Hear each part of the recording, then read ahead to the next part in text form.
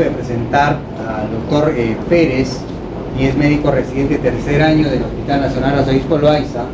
Fernando Pérez es un médico que, bueno, él es médico de Quillabamba, ha venido destacado de Quillabamba y actualmente ya está residente de tercer año por la Universidad de San Marcos.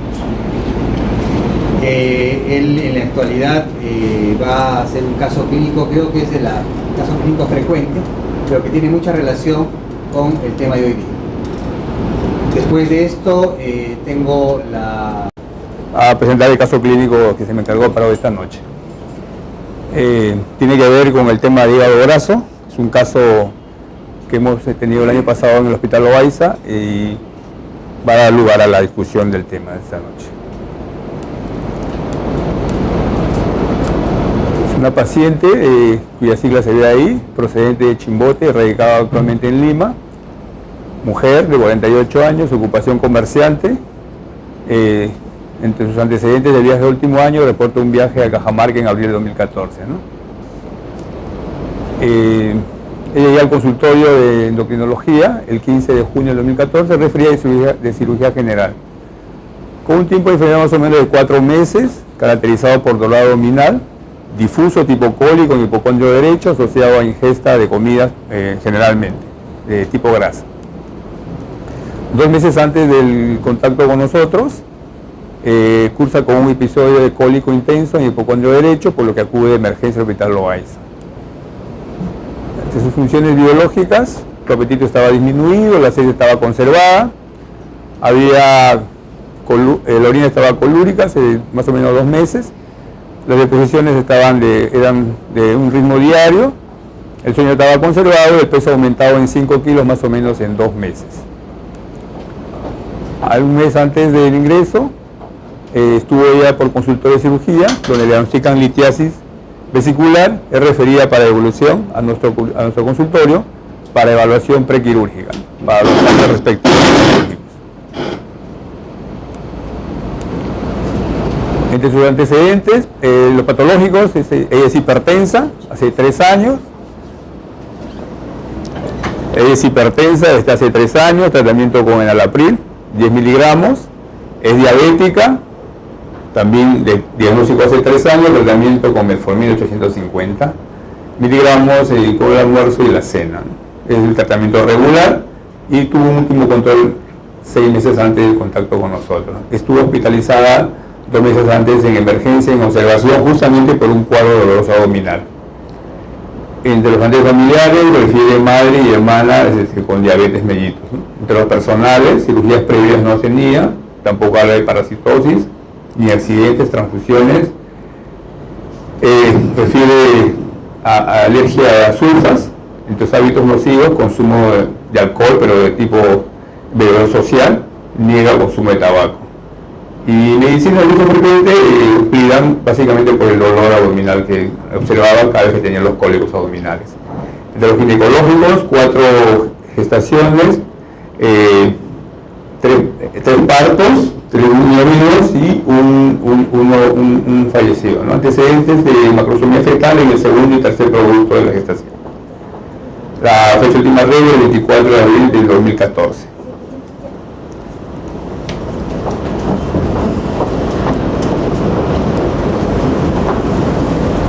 El examen clínico o el examen físico estaba con una presión de 120,90, frecuencia cardíaca 78, y podemos ver que tenía un índice de masa corporal 29,43, ya cercano a la obesidad tipo 1. A nivel de pie no había mayores variación, a excepción de la acantosis nigricana a nivel de axilas. Linfático, no había neuropatías palpables, el cuello era cilíndrico, no había tiroides, superpada tiroides, esta era homogénea, no hay bósulo, no hay nódulos. Aparato respiratorio, tampoco había ruidos agregados, y el suelo estaba en los rambos articulares conservados, no deformidades, extremidades tampoco con edemas, ¿no? Lo que podemos ver es que la vena en sí estaba hablando de flexible, tejido adiposo de la cantidad, tenía cierto desconfort o molestia, la palpación en el condrio derecho y con un hígado a 3 centímetros de bajo recorrido costal derecho, ¿no? El gel urinario estaba negativo a la puño de percusión lumbar, el tipo lateral, y el neurológico también estaba dentro de rangos normales. Hasta ese punto los diagnósticos eran de litiasis vesicular, la diabetes mellitus tipo 2, estaba para descartar sus complicaciones varias, el sobrepeso con dislipidemia, hepatomegalia, para descartar la hepatopatía crónica, hipertensión arterial y un síndrome metabólico, ¿no? Estamos viendo que es diabética, hipertensa, tiene varios componentes para que lo cataloguemos como tal, como un síndrome metabólico. Los exámenes auxiliares, el hemograma, no había, lo que estaba llamando la atención aquí sería la prolongación del tiempo del TTT, probablemente por hepatopatía de fondo, ¿no? Lo demás no tiene mayores alteraciones. La TSH estaba normal, tiene una glucosilada de 8.3 y una glucosa 155. Las transaminasas están ligeramente incrementadas. Orina, glucosa positivo, proteínas positivo y no había infecciones en esto. Se le practicó una ecografía y lo que se ve es un aumento de la ecogenicidad compatible con el brazo, ¿no? Y cuyas dimensiones es la conclusión es que hay una hepatomegalia moderada con signos de esteatosis de grado 4. En la evolución, para el 16 de junio, la modificación en el estilo de vida se continúa con la metformina 850 miligramos y atorvastatina 20 miligramos y se deja indicaciones para la cirugía a la cual tenía que ser sometida. El 7 ingresa a las operaciones, practican la colecistectomía, la paroscópica, y lo que llama la atención es que encuentran hígado graso, pero a lo que lleva con ligero tinte naranja, al parecer compatible con esteatosis hepática, y le toman una biopsia. La biopsia el 31 de julio indica una biopsia hepática y confirma la esteatosis hepática, ¿no? Ahí está la histopatología, la histología, y confirma esteatosis hepática macrovesicular con el componente fibrótico. Y se encuentra este artículo una revisión que tiene que ver con el hígado graso no alcohólico, con esteatosis y síndrome metabólico, su asociación con síndrome metabólico, ¿no? Fíjense que de 304 pacientes con esta patología de hígado graso no alcohólico, de 163 biopsias se encontraron 120, o sea, una alta prevalencia de lo que es fibrosis hepática, y su asociación con el síndrome metabólico aumenta conforme aumenta el índice de masa corporal en estos pacientes que se estudiaron, ¿no? De las 163 biopsias, 88% cursaban con síndrome metabólico, ¿no? Y el análisis de regresión logística lo confirmó que el síndrome metabólico es un factor de riesgo en pacientes con hígado graso no alcohólico, ¿no? Para desarrollar NASH con un ratio de 3.2, ¿no? Y esta asociación es mayor, está asociada al síndrome metabólico a mayor riesgo de fibrosis severa, ¿no? Con los valores que validan esto. Entonces consideramos que este tema que va a ampliar la discusión, este es un tema muy frecuente, se ha discutido también o se ha abordado ampliamente en el último congreso que ha habido de ADIPER, y aparentemente no estaríamos dándole la debida atención en las consultas a nuestros pacientes, ¿no? Yo creo que esto ameritaría tener una discusión y llegar a puntos de acuerdo para abordar esta problemática en consultorios de endocrinología con nuestros pacientes.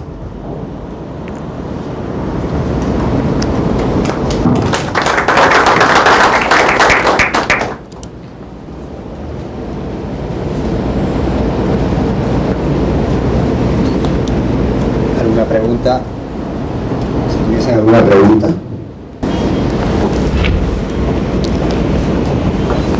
Aparte del hígado graso. Lógicamente que encontraron el tema de la litiasis, pues, procedieron a la colecistectomía, pero el hallazgo en todo caso porque fue el tema de esta característica del hígado, ¿no? Que Finalmente, por biopsia, le tomó una biopsia de este hallazgo, confirmó la esteatosis hepática, siendo el motivo del ingreso una litiasis vesicular.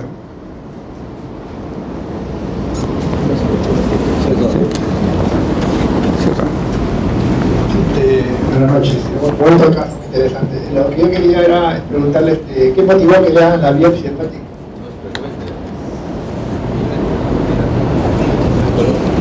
Bueno, lo que motivó es el color, ¿no? Como habíamos recalcado ahí, el color, ¿no? El hígado con ligero tinte naranja, ¿no?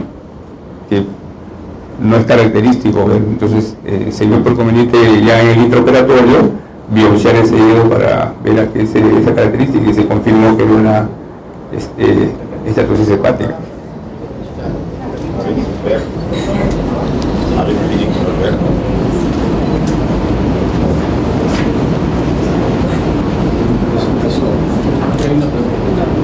Sí, toma.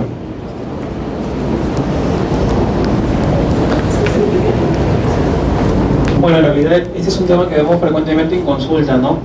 Yo lo que le quería preguntar básicamente es al especialista, al gastroenterólogo, ¿no? Porque nosotros cuando vemos un paciente que viene y nos informan con hígado graso en la ecografía, tiene las transaminasas un poco elevadas, pero nosotros, o sea, a veces pensamos, ¿y no será esta por una infección viral? ¿No será esta por alguna otra causa? Entonces, básicamente, ¿cuáles son los criterios que tenemos que tener nosotros para derivarlo al gastroenterólogo? Y básicamente, ¿cuál es su batería de exámenes que suelen pedir, ¿no? Eso se va a discutir ahora. Sí. Se va a discutir ahora. Buenas noches. Bueno, gracias por la pregunta.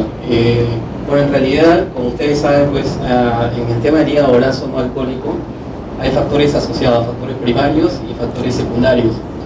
Entre los factores primarios justamente está lo que ya hemos hablado, todas las características del síndrome metabólico, ¿no? Que ya ustedes nos han hablado, el paciente que tiene todas estas características de sobrepeso, de insulinoresistencia, de hipertensión, etcétera, sedentarismo, bueno, estamos ya asociándolo a un síndrome de hígado graso no alcohólico.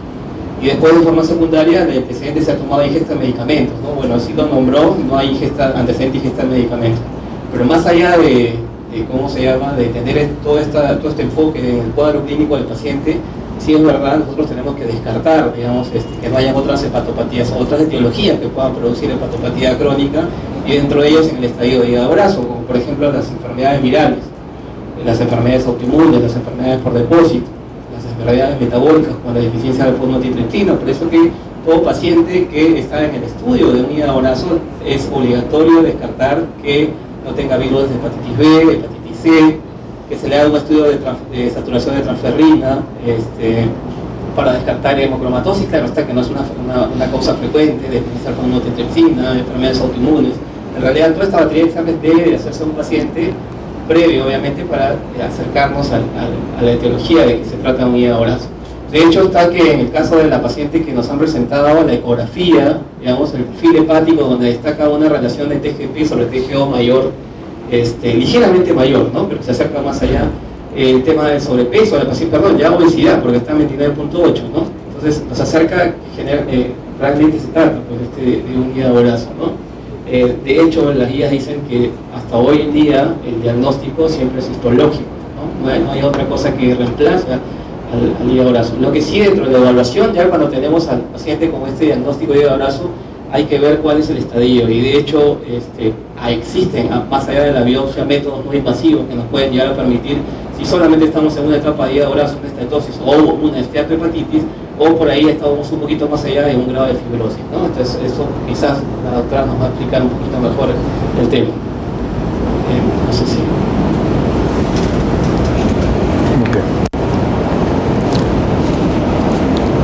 ¿Algo más, doctor?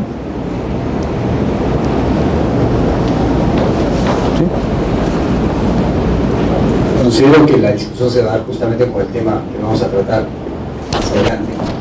Bueno, agradecemos al doctor Fernando por su caso clínico. También hablar que vamos a hacer un curso en ICA el 30 de octubre, pues, lo que es pie diabético y lo que es el curso descentralizado en ICA, y en Cusco también a fines de noviembre. Como ven, las actividades descentralizadas de la sociedad pues están bastante activas. Eso va a permitir que, bueno, la gente que esté en provincias esté muy fortalecida, y creo que se ha notado mucho la atención que ellos están muy activos y están enviando mails y están tratando de hacer actividades en sus horas. A la vez, ya se ha enviado y ya hemos recibido algunos trabajos para el Premio Nacional de Endocrinología, el cual hay plazo hasta el 25 de octubre y posteriormente se va a hacer la premiación en la cena, que es en el mes de noviembre, es el 26 de noviembre la cena. Entonces, pues ahí haremos el Premio Nacional de Endocrinología, el cual está dirigido justamente a ya más ampliado el tema que se realizó probablemente en el Congreso, y realmente vamos a ver qué endocrinólogo se lleva el premio.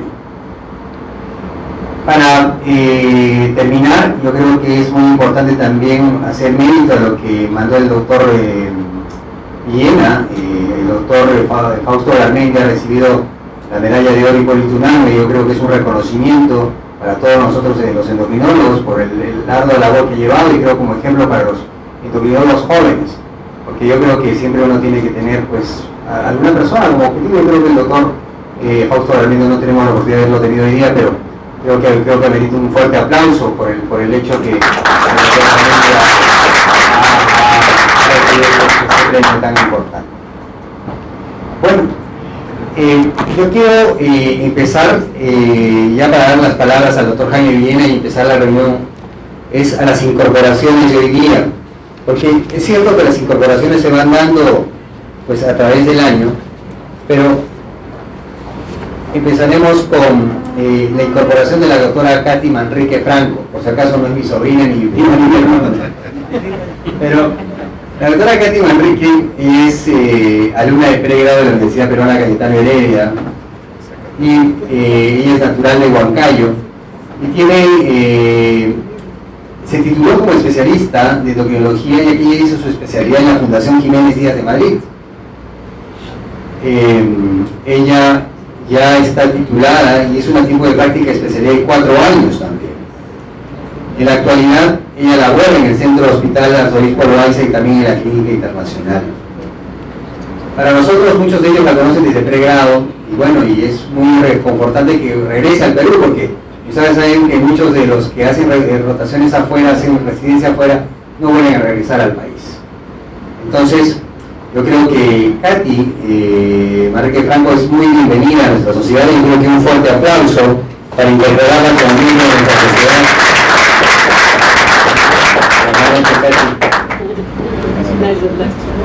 La foto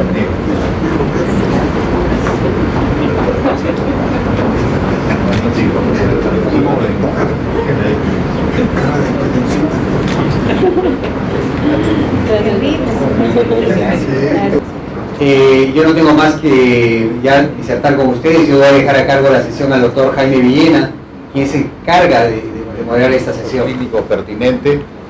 El comité científico ha visto por conveniente tratar esta noche el tema de la esteatosis hepática no alcohólica, el hígado graso, una enfermedad endocrinológica, yo llamaría más bien una enfermedad multifactorial. Esta patología hasta hace unos 15 o 20 años, que siempre ha sido muy frecuente, pero la veíamos como una cuestión anecdótica. Un paciente con hígado graso, no le hacíamos mayor evaluación, luego tuvimos conocimiento que esto está más asociado a obesidad, a diabetes mellitus, y lo que es más, produce morbimortalidad.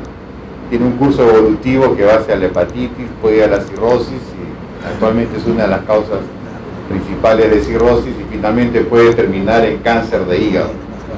Por lo tanto, revisar entre los endocrinólogos esta patología me parece muy atinado, y para esto contamos con 2 distinguidos especialistas. En primer lugar, con la doctora Milagros Dávalos, quien es médico endocrinóloga, jefa del médico gastroenteróloga, jefa del departamento de gastroenterología del Hospital Rebagliati. Ella ha sido presidenta de la Asociación Latinoamericana para el Estudio del Hígado, y es amiga y colaboradora de la Sociedad Peruana de Endocrinología, puesto que participó en el Congreso de Endocrinología del año 2013.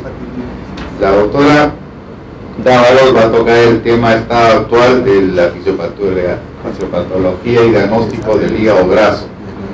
A continuación, el doctor Jesús Roca, miembro titular de la sociedad, colega nuestro, endocrinólogo de la clínica Ricardo Palma, se va a ocupar del tema del tratamiento del hígado graso al siglo XXI. Después de las dos exposiciones, como es habitual, vamos a escuchar los comentarios. En primer lugar, del doctor Óscar Pamo Reina, que es médico internista del Hospital Arzobispo Loaiza, profesor principal de Medicina de la Universidad Cayetano Heredia y miembro de la Academia Nacional de Medicina.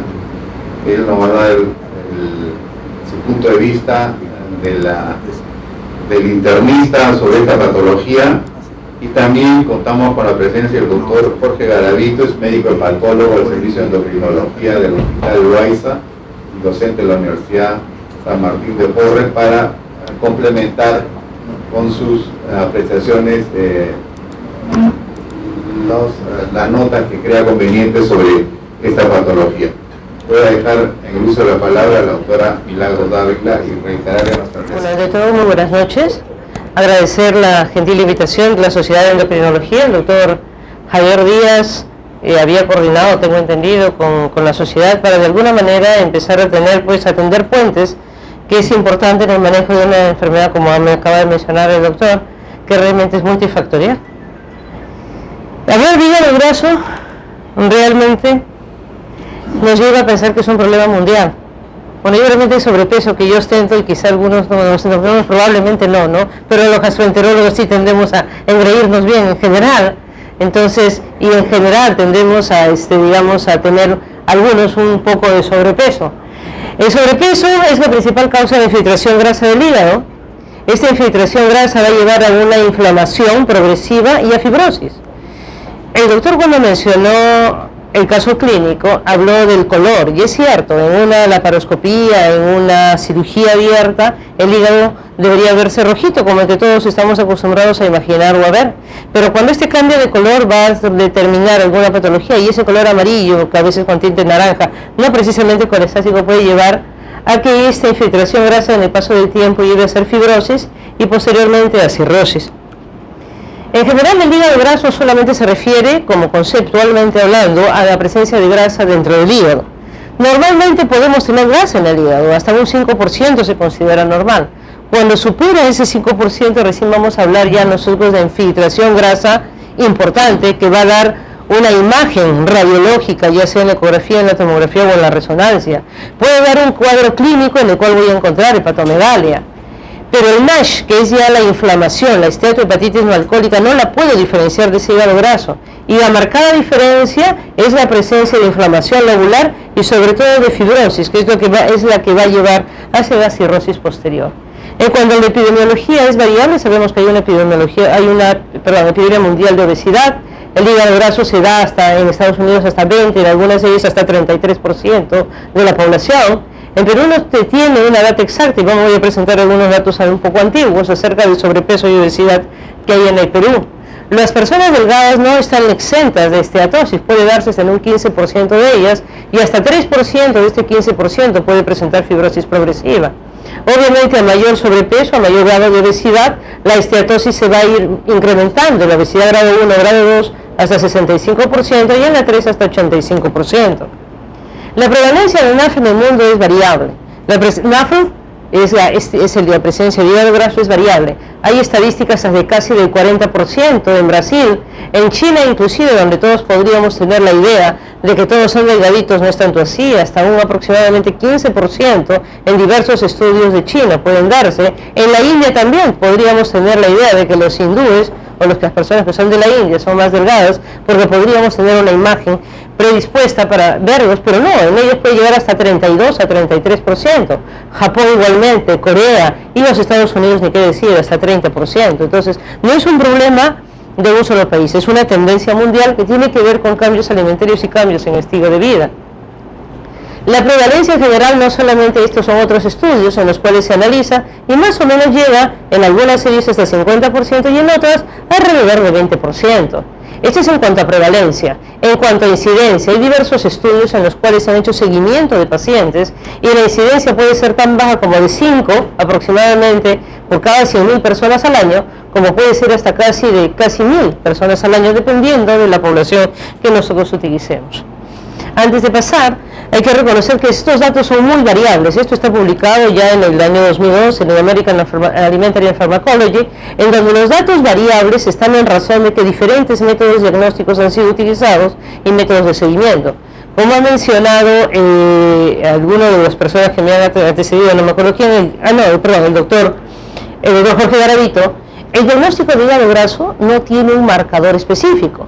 Cuando hablamos de hepatitis crónica B, hablamos de antígeno de superficie. Cuando hablamos de hepatitis C, hablamos de serología para virus C. Cuando hablamos de diabetes, hablamos de hemoglobina glicosilada. Pero el hígado graso no tiene un marcador específico, es un diagnóstico de descarte.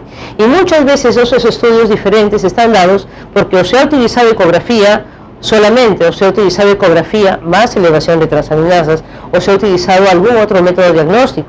Entonces, vamos a tratar de ubicarnos en que el primer concepto que tenemos que tener claro es que el hígado graso es un diagnóstico de descarte.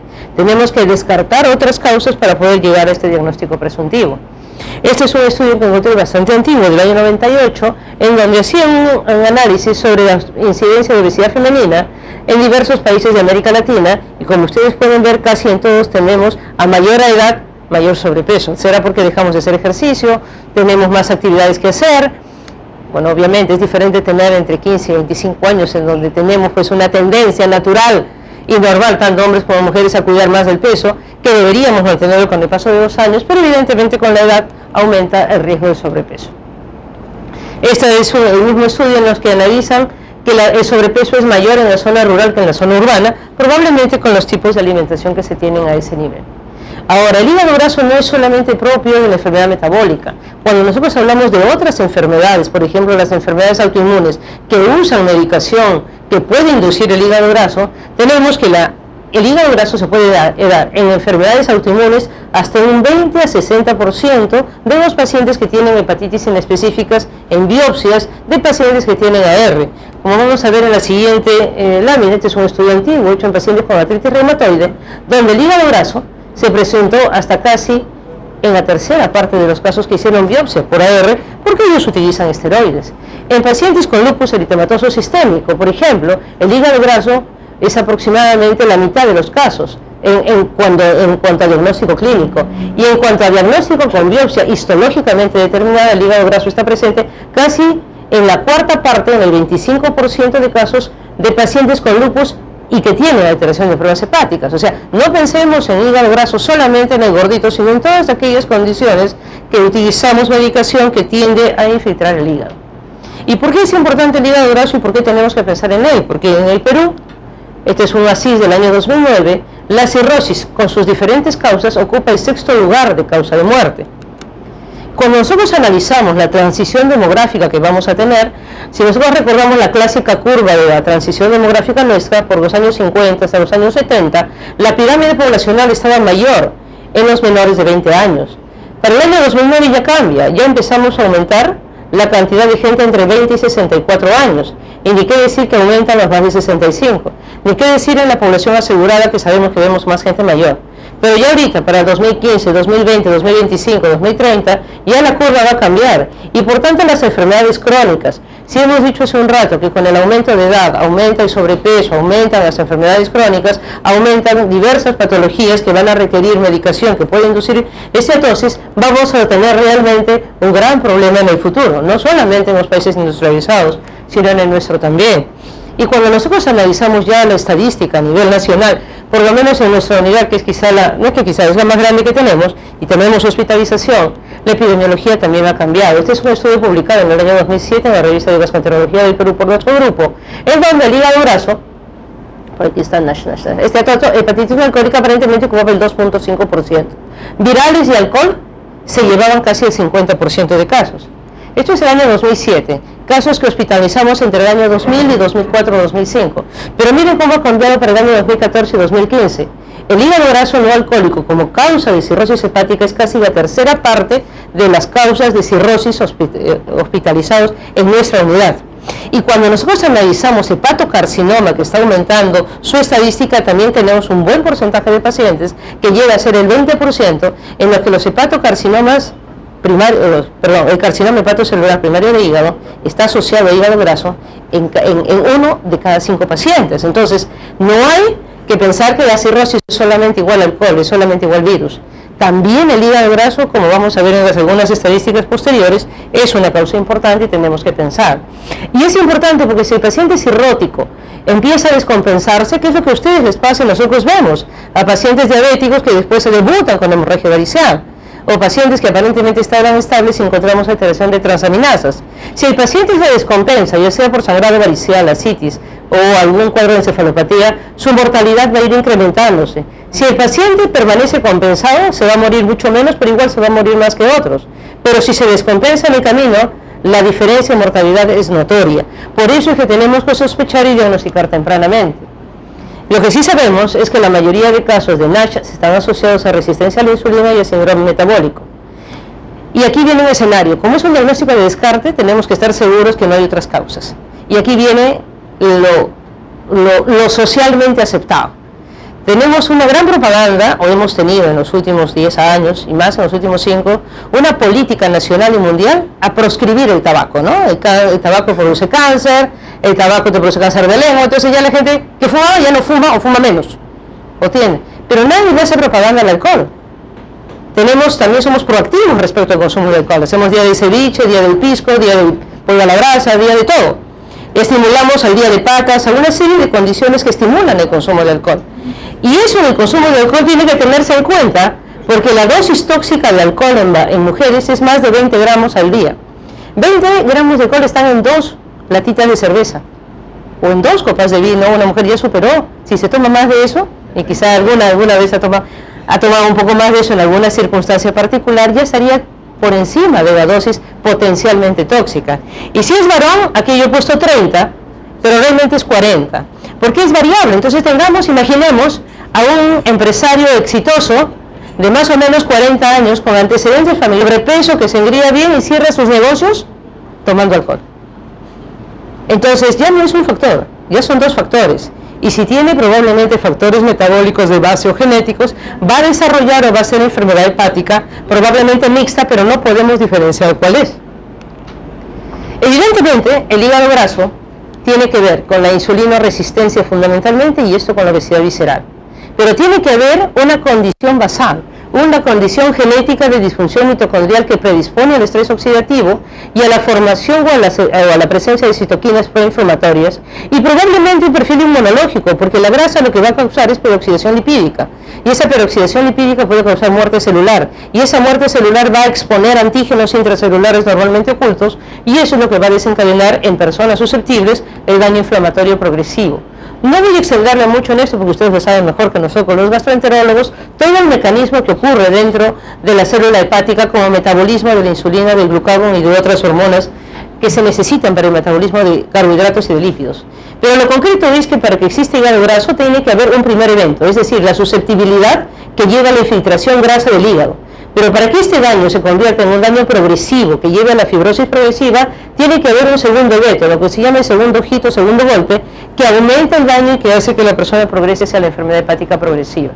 Puede pasar esto porque solamente son unas láminas que lo que buscan es enfatizar el tema de que la insulina resistencia, la obesidad, condicionan el hígado graso de base, pero que tiene que haber un evento adicional, que es un estrés oxidativo en el retículo endoplásmico y citoquinas proinflamatorias que van a hacer que algunos hagan fibrosis progresiva y otros no. Esto es lo mismo y vamos a pasar. ¿Cómo diagnosticamos NASH? Ya hace un ratito el doctor Garavito mencionó que es un diagnóstico de descarte. Entonces, ¿en quiénes tenemos que sospechar? En el escenario que nos compete a ambas especialidades. Ustedes son los que ven diabéticos, ustedes son los que ven obesos, son personas que ven con sobrepeso. Entonces, en esa población, porque sabemos ya que el 80%, 70-80% de los pacientes con NASH van a tener o insulinoresistencia o condiciones de riesgo. Entonces, ustedes lo tienen que buscar. ¿Cómo lo buscan? Encontrando algunos exámenes que nos permitan diagnosticar. Y en ellos, los métodos no invasivos del hígado pueden ser una ayuda. La biopsia es el gold estándar, pero no vamos a biopsiar a todos, vamos a tener que encontrar criterios para decir a qué paciente voy a biopsiar. Entonces, yo tengo que tener en cuenta que si el NASH, el hígado graso simple y el hígado graso con fibrosis son la mayoría de personas asintomáticas, yo tengo que buscarlo, tengo que encontrar y buscarlo. Para eso tengo que pedir transaminasas y tengo que encontrar la elevación de transaminasas para poder empezar a sospechar. Las transaminasas, sin embargo, no me distinguen la esteatosis simple del hígado graso con fibrosis. Por tanto, voy a tener que establecer otros métodos que permitan a mí sospechar quién tiene fibrosis progresiva. Y en ese sentido, la ecografía sí cumple un rol. Lamentablemente, la ecografía es operador dependiente. Yo necesito un buen ecografista. Lamentablemente, nuestro sistema de salud hace que yo pida una ecografía y lo atienda cualquier ecografista. Y muchas veces, y eso que nos pasa, que a cualquier cosa le ponen hígado graso, esteatosis hepática en la ecografía, y tenemos una multitud de pacientes. Pero al menos es un avance. La ecografía nos puede graduar la severidad de la esteatosis desde grado 1 hasta grado 3, y por lo menos tenemos un avance. Pueden haber áreas focales de esteatosis. Sin embargo, hay que recordar que si la esteatosis es menor de 30%, la ecografía no va a ser suficientemente diagnóstica. En ese sentido, si yo pienso que un paciente tiene hígado graso, tiene diabetes, insulina resistencia, tiene marcadores virales negativos, no consume alcohol y tiene una discreta elevación de transaminasas, y no tengo acceso, no es fácil llevar al gastroenterólogo, o el paciente desea un estudio más invasivo, más preciso, la tomografía nos puede ayudar. Por ejemplo, aquí es la tomografía para los hepatólogos siempre tiene que ser con contraste. Una ecografía sin contraste no sirve, porque no nos permite valorar lo que estamos viendo acá. Estamos viendo la densidad del vaso, y normalmente la densidad del vaso es similar a la densidad del hígado, porque son órganos sólidos. Pero miren la diferencia de densidad, miren cómo se llena este vaso, y miren cómo se ve más negrito, y con zonas más blanquitas por acá, y con zonas más negritas por acá. Esto es una infiltración grasa masiva, y además hay hepatomegalia. Ustedes ven al estómago un poquito tiradito hacia la derecha, y un discreto crecimiento del vaso, ¿no? Entonces es una forma de poder también llegar al diagnóstico. La resonancia magnética también es útil, pero es costosa. Y entonces vienen los sistemas de puntuación. Entonces, si yo tengo un paciente en el que yo sospecho hígado graso, puedo utilizar exámenes que no son invasivos y que me permiten orientar. Felizmente la tecnología todo nos permite tener el teléfono, la tablet, algún acceso ahora por internet, y podemos usar, no pretendo que se aprendan esta fórmula, pero eso está en el internet, y se llama NAFLD Score. Es una fórmula que fue publicada por el doctor Angulo ya en el año 2007, y donde demostró que un puntaje mayor o igual a 673, tenía un valor a 0.676, tenía un valor predictivo positivo de 90% en el grupo que ellos estudiaron, y compararon ese valor con un grupo de validación y era por encima del 80%. Es decir, con este estudio, con esta fórmula, que la pueden entrar ustedes por internet, pueden ustedes... ¿Qué significa eso? Que ese paciente tiene fibrosis significativa, y ese paciente sí requiere la biopsia para poderle dar un diagnóstico definitivo y una posibilidad de tratamiento posterior bajo esquemas de protocolos de investigación. Si el puntaje, por el contrario, está por debajo de 1.455 o menos 1.455, la posibilidad de fibrosis significativa es tan baja, es decir, fibrosis cero, que ese paciente no requiere biopsia y probablemente solamente requiera medidas de dieta y medidas de ejercicio para mejorar el grado de fibrosis. También es un estudio en el que analizan los niveles que acabo de mencionar, lo voy a pasar para no cansarlos mucho, y existen otros puntajes. Existe el puntaje APRI, cuya ventaja es la facilidad. Es un cociente, la cantidad de veces que está elevada la TGO en relación al límite superior normal, y eso se divide entre el número de plaquetas por 10 a la 9 y se multiplica por 100. Si este valor está por encima de 1, significa fibrosis significativa. Es tan importante este score que hasta la Guía Mundial de Hepatitis C, la Guía Mundial de Hepatitis B lo propone como en aquellos sitios donde no contemos con exámenes invasivos o no contemos acceso a biopsia, nos permita decir quién tiene fibrosis avanzada. El otro score que se puede usar es el score de BART, en donde haga un cociente entre AST y ALT. Si este cociente está por encima de 0.8, me va a dar 2 puntos. Si el IMC de la persona está por encima de 28, me va a dar 1 punto. Si el paciente tiene diabetes, me va a dar 1 punto. Son 4 puntos como máximo. Si el paciente tiene más de 2 puntos, o igual a 2, ese paciente tiene fibrosis significativa, y ese es en el momento en que mi paciente diabético, mi paciente con insulina resistencia o obesidad, yo tengo que mandarlo al brazo para que le haga la biopsia y podamos trabajar en conjunto de qué hacer. Y otro puntaje es el FIB-4, que también es una fórmula matemática, pero para efectos prácticos yo quedaría con este de acá, que es el examen más validado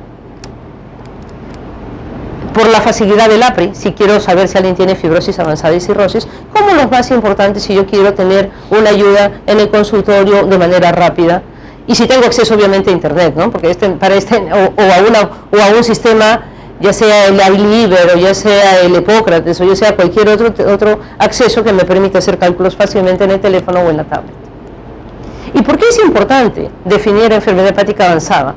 Porque yo tengo que definir si ese paciente requiere un tratamiento ya, y si requiere que yo evalúe presencia de hipertensión portal mediante el estudio endoscópico, si tengo que analizar la función hepática o si tengo que analizar la posibilidad de que ese paciente desarrolle complicaciones. Y en ese contexto la biopsia hepática es importante. Acá yo les he puesto el score de Metavir, que para nosotros se aplica más para hepatitis crónica, pero me pareció importante para que ustedes entiendan por qué para el hepatólogo sí es importante la biopsia en casos seleccionados, porque me permite definir el grado de fibrosis. Esa es la cirrosis. Si yo tengo un paciente con diabetes, probablemente con factores predictivos, pero la biopsia me dice que tiene fibrosis 1, ese paciente va a esperar, puede esperar, no va a descompensarse rápido. Pero si yo por el contrario tengo este paciente con puentes de fibrosis, ese paciente está a punto de ser cirrótico y por tanto yo tengo que actuar con mayor celeridad, con mayor ímpetu para poder modificar algunos factores que disminuyan el riesgo de progresión a la fibrosis. ¿Qué es esto? El F4, que es la cirrosis, la presencia de un nódulo de regeneración. Otra manera, este es un artículo publicado también antiguo, en donde analizaban los factores predictores de fibrosis severa. Es un artículo también publicado por el doctor Angulo, pero desde el punto de vista práctico, con los dos anteriores que le he mencionado, me parece que es mucho más práctico y más fácil. La biopsia hepática les decía que tiene la importancia de diagnóstico y protóstico. Nosotros tenemos una clasificación como la clasificación de Matthioni y otra clasificación de Brunt, en la que se analiza si es solamente hígado graso simple, en donde solamente hay graso solo más leve inflamación, pero si hay fibrosis y si hay degeneración vascular más fibrosis, ya me está hablando de un hígado graso severo. Y este simplemente para reforzar. Aquí están las vacuolas macrovesiculares, están los hepatocitos diferentes, algunos con gastrograsita microvesicular. Pero aquí ya están viendo ustedes al hepatocito que está siendo atacado por células por linfocitos. Hay apoptosis, hay cuerpos de Mallory.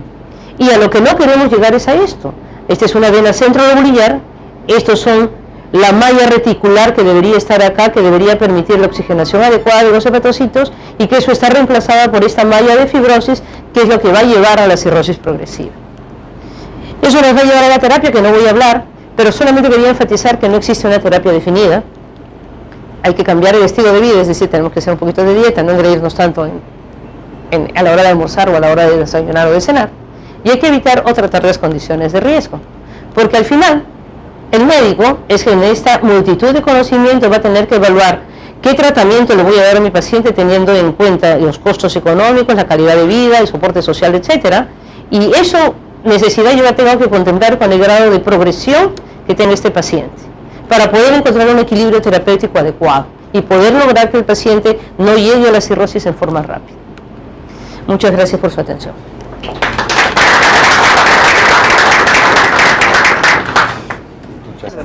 Perdón, ok.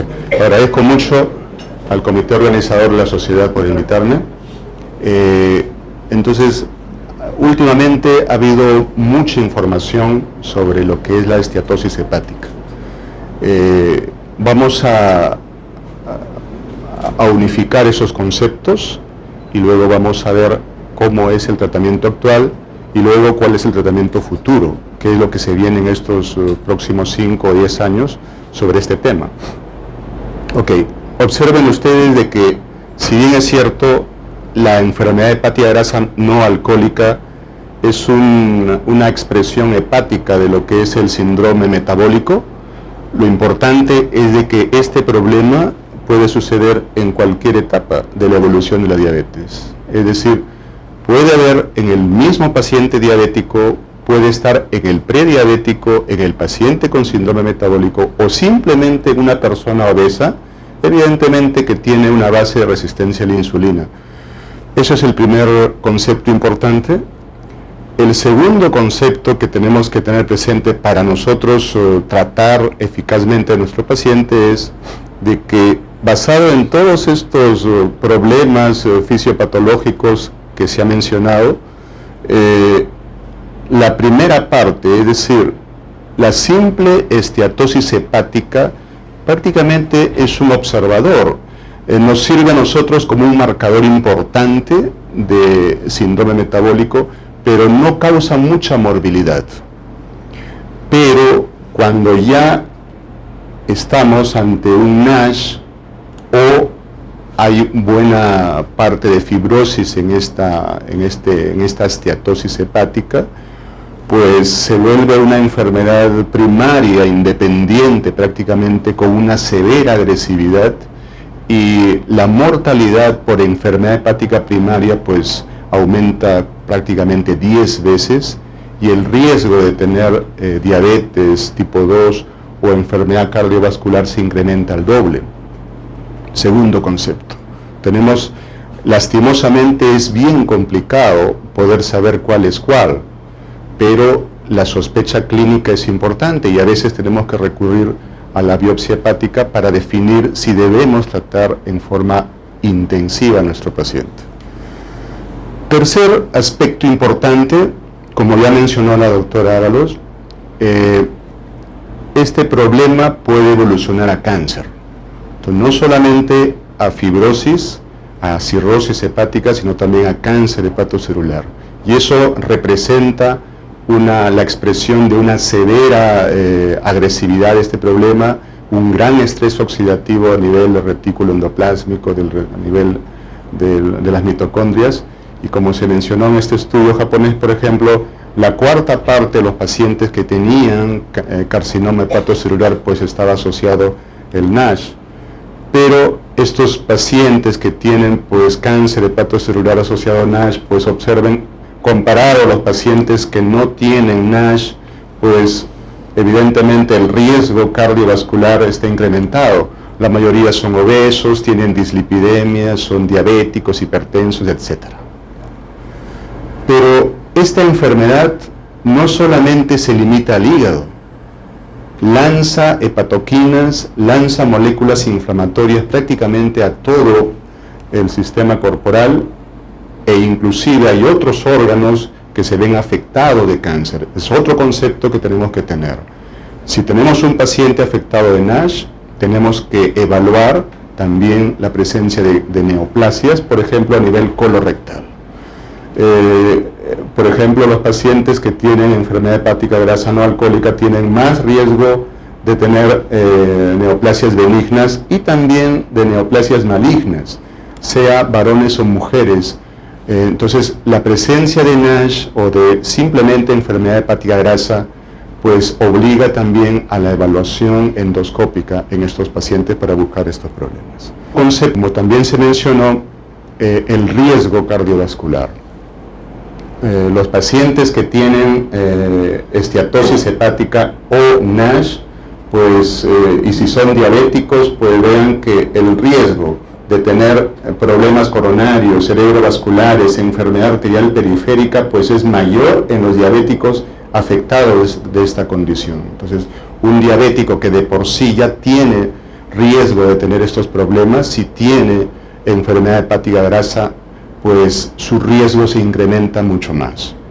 ¿Ok? Entonces, creado el impacto, veamos a ver cómo podemos manejar este problema.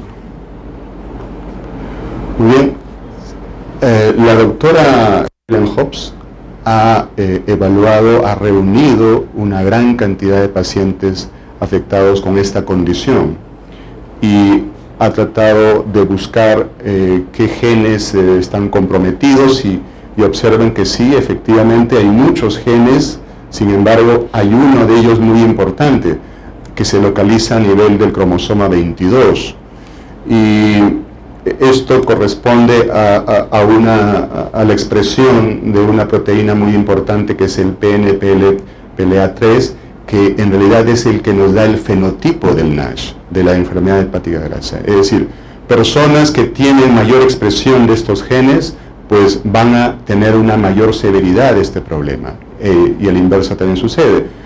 Y, por ejemplo, los polimorfismos, los cambios en la configuración de los aminoácidos,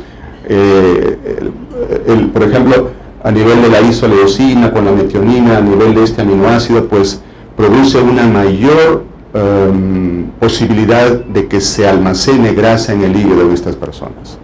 Por ejemplo, los hispanos tienen más riesgo de tener esta condición porque tienen mayor expresión comparado a los europeos, americanos o los afroamericanos. Y pues diversos polimorfismos de este PNPLA3 pues produce menor o mayor posibilidad de almacenamiento de grasa en el hígado. De tal manera que actualmente se está estudiando mucho este gen. Hay dos proteínas, pero este PNPLA3 es muy importante y quizás sea inclusive un blanco terapéutico futuro. Por ejemplo, cuando se encuentra la expresión de mayor expresión, pues así sean poblaciones cuyo riesgo sea menor, la presencia de hígado graso pues es mayor en estas poblaciones. Entonces esta PNPLA3 es muy importante y, repito, da el fenotipo en realidad de la enfermedad hepática grasa. Hay dos condiciones importantes que favorecen este problema: la resistencia a la insulina y el severo estrés oxidativo. Entonces, todos los esfuerzos que nosotros hagamos para disminuir la resistencia a la insulina y para vencer el estrés oxidativo, para reducir el estrés oxidativo en la persona, pues va a tener beneficios, el impacto va a ser benéfico. Estas son las intervenciones terapéuticas que podemos realizar en los pacientes afectados con esta condición, pero ninguna droga ha tenido hasta el momento un impacto tremendamente positivo sobre la enfermedad.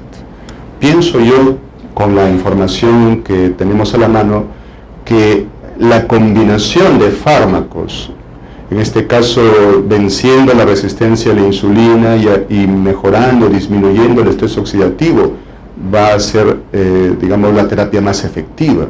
No hay un gol estándar, las guías actuales no mencionan que este tratamiento sea el más efectivo, sin embargo, hay tratamientos potenciales que lo vamos a ver.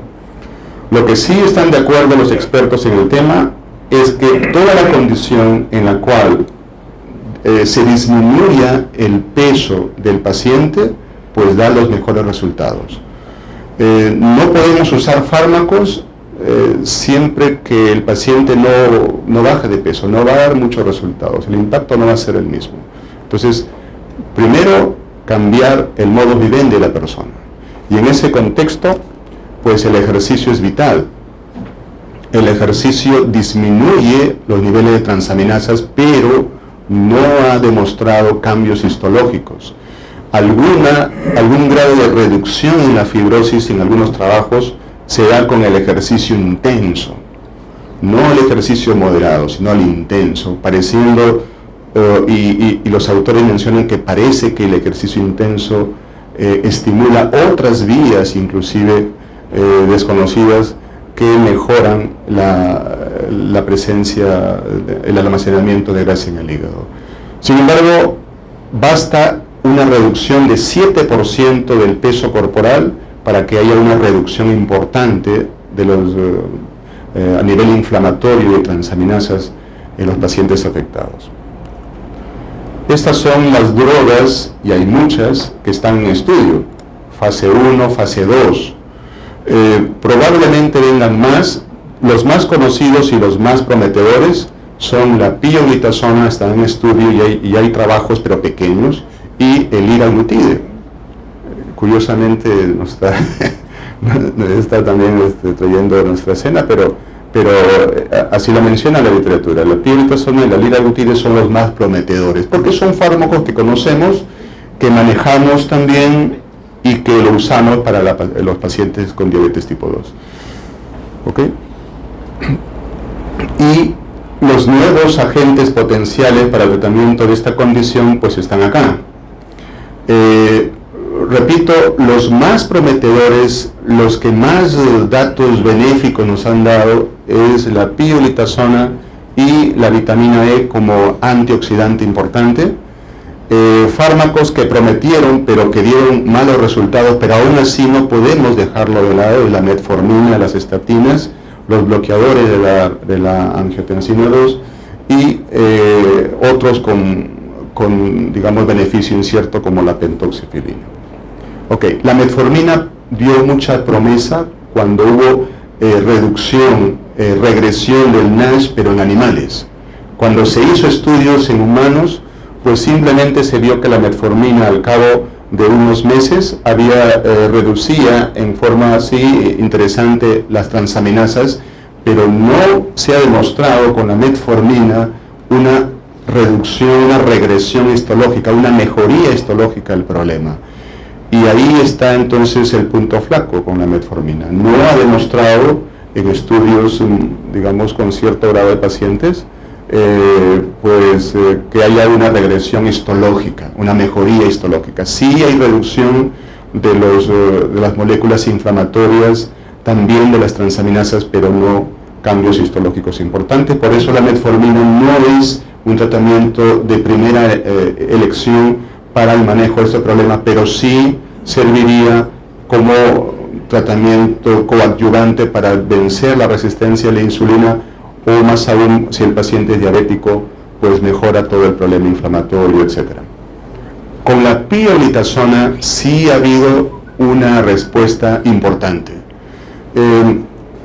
Y eso es porque, como se ha mencionado, en el hígado pues hay un gran problema inflamatorio y un gran estrés oxidativo, y todo este problema pues empieza aparentemente a nivel del tejido adiposo, y el órgano blanco de la pioglitazona pues justo es el tejido adiposo, el adipocito disfuncional.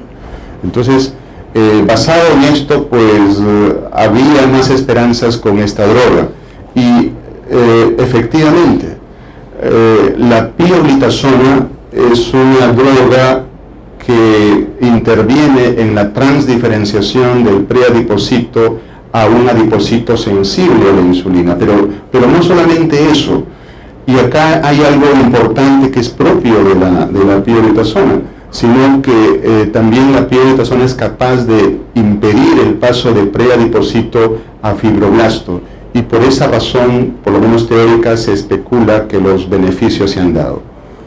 Entonces, vean este estudio, en el cual se dio por varios meses,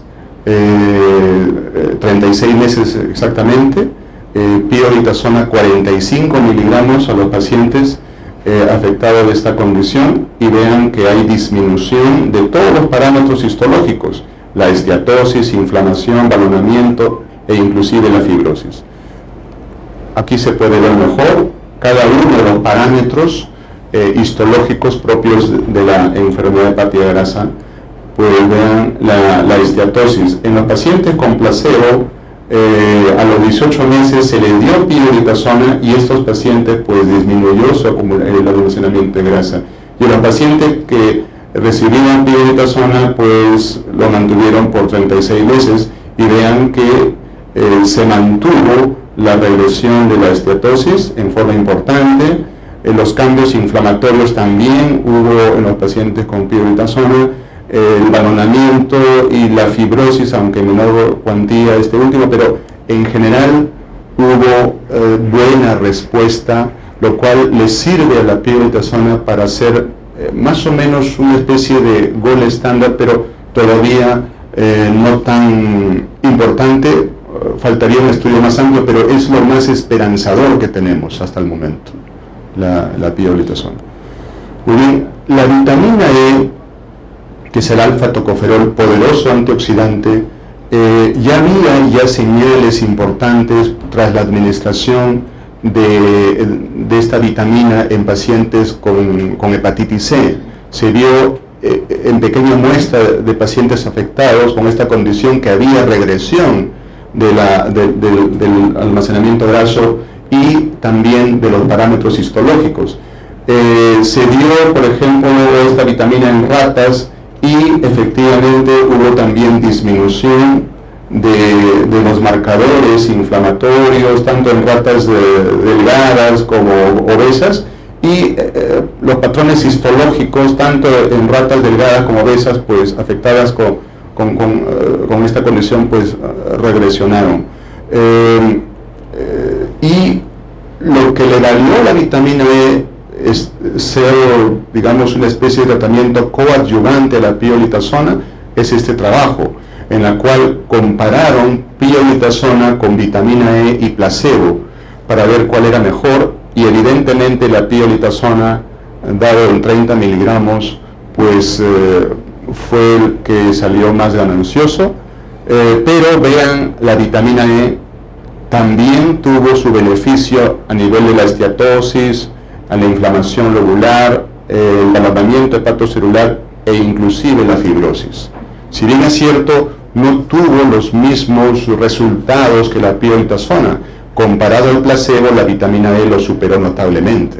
Entonces, actualmente, ya conversando con el doctor Cusi, hay un trabajo en marcha en su institución, donde está dándose pioglitazona más vitamina E.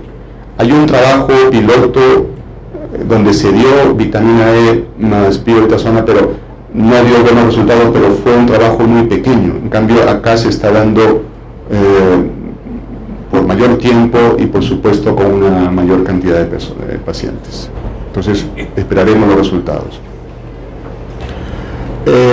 También en el congreso anterior del EASD se dio hubo un abstracto en la cual los investigadores dieron liraglutide a dosis de 1.8 miligramos por varios meses a algunos pacientes afectados con esta condición, y observen acá, hubo mejoría de la fibrosis comparado al placebo, y por lo menos no empeoramiento de esta condición también, 8% comparado al placebo, en la cual sí empeoró su condición de fibrosis. Entonces, esto también abre digamos, algo esperanzador en el manejo de esta condición. Se pueden combinar fármacos, digamos, que lo usamos frecuentemente para la diabetes, y recordando que podrían usarse inclusive también en pacientes que no tienen diabetes, pues como la pioglitazona. La pioglitazona, los trabajos que mencioné, uno fueron en diabéticos y otros en no diabéticos. Muy bien. ¿Cuáles son los tratamientos futuros de este problema? O sea, ¿qué se viene en estos últimos, en los 5 o 10 años que se vienen, que nos esperan? Pues se vienen muchas novedades, por ejemplo, agonistas PPAR duales, también los inhibidores de la caspasa, los agonistas del receptor FX, que lo vamos a mencionar, agonistas del GLP-1 como liraglutide, que hay trabajos en marcha, y otros también inhibidores de la DPP4. Okay. Muy bien, esperanzador es esta molécula, el factor de crecimiento fibroelástico 21. Observen sus beneficios potenciales, y me hace recordar cuando era residente veíamos GLP-1, y nosotros recién veíamos artículos de GLP-1 y ha pasado 15, 20 años y hay drogas sobre esto. Les aseguro que sobre esto se va a hablar mucho en los próximos congresos.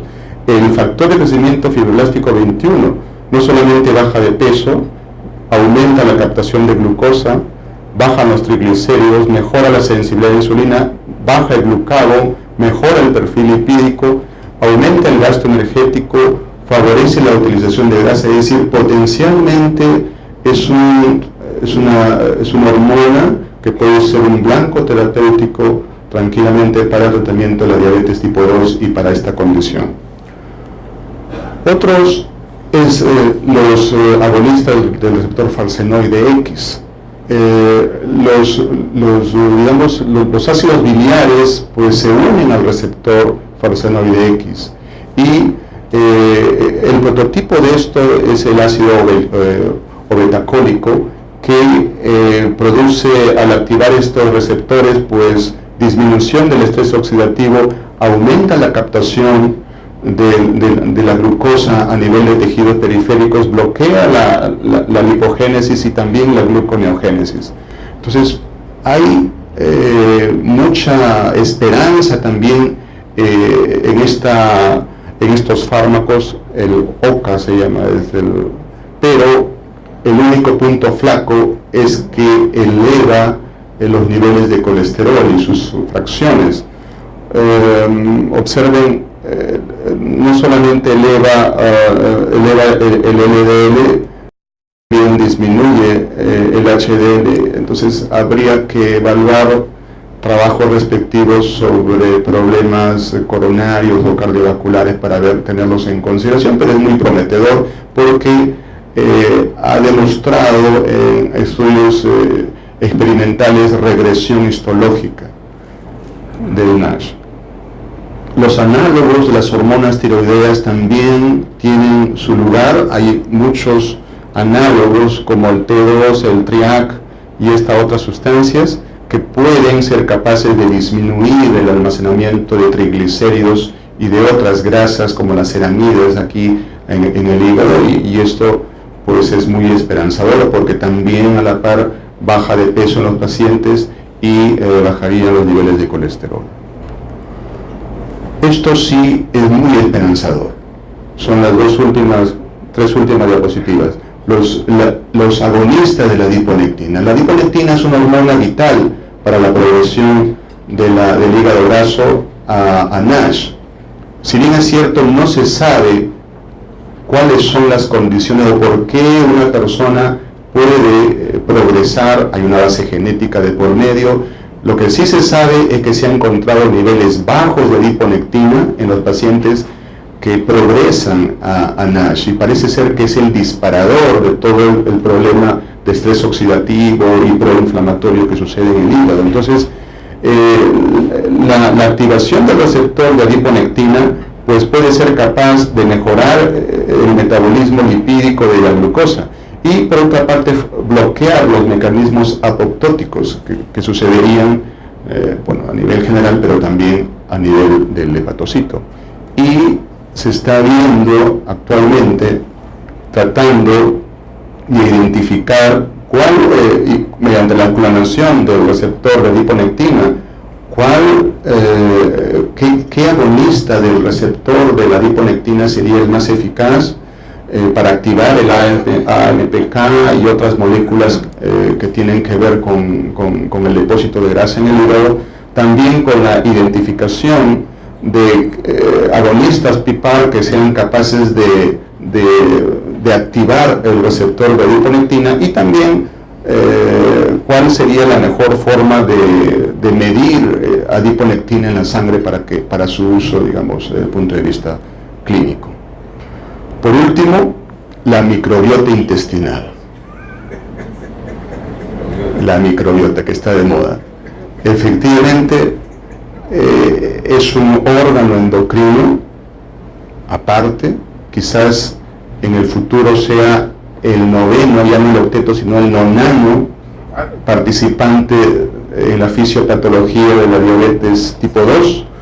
Tiene mucho que ver con la presencia, la activación de moléculas inflamatorias a nivel, del hígado, y pues puede tener importancia en la progresión hacia NASH o hacia la cirrosis. En estudios preliminares, observen, se les ha dado penicilina a pacientes, a ratitas controles. En este grupo no se dio nada, por supuesto, y en el otro grupo se dio pequeñas dosis de penicilina en ratitas antes del destete y otros después, después del destete y otros antes, e inclusive en etapa, a las madres, en etapa intrauterina. Y lo que se ha visto cuando a estas ratitas que se les ha dado penicilina en diversos momentos de la vida, se les ha dado una dieta hipercalórica, pues las ratitas que se les dio en forma muy precoz penicilina y barrió toda su flora intestinal, pues se volvieron rápidamente obesos, y en las otras ratitas que se les dio después del destete, pues no hubo tal respuesta, a pesar de que la dieta fue la misma. Y cuando se hizo trasplante de bacterias intestinales de estas ratitas se les dio a estas ratas obesas, pues recobraron rápidamente su peso. Entonces, esto es alentador. Hay protocolos que se proponen como trasplante de heces en pacientes con esta condición, el de NASH, y bueno, y esperemos que haya respuesta a futuro. La última diapositiva. ¿Qué haríamos entonces en un paciente afectado con esta condición? Evidentemente tenemos que cambiar su modo de vida, y esas palabritas que son parece sencillas de decirlo, es lo más importante. Debe ser lo más importante, no solamente en el paciente diabético, sino en el paciente afectado con esteatosis hepática, con enfermedad hepática grasa. Debe bajar de peso el paciente, debe hacer más actividad física, punto 1. Segundo, debemos controlar todos los aspectos asociados al síndrome metabólico.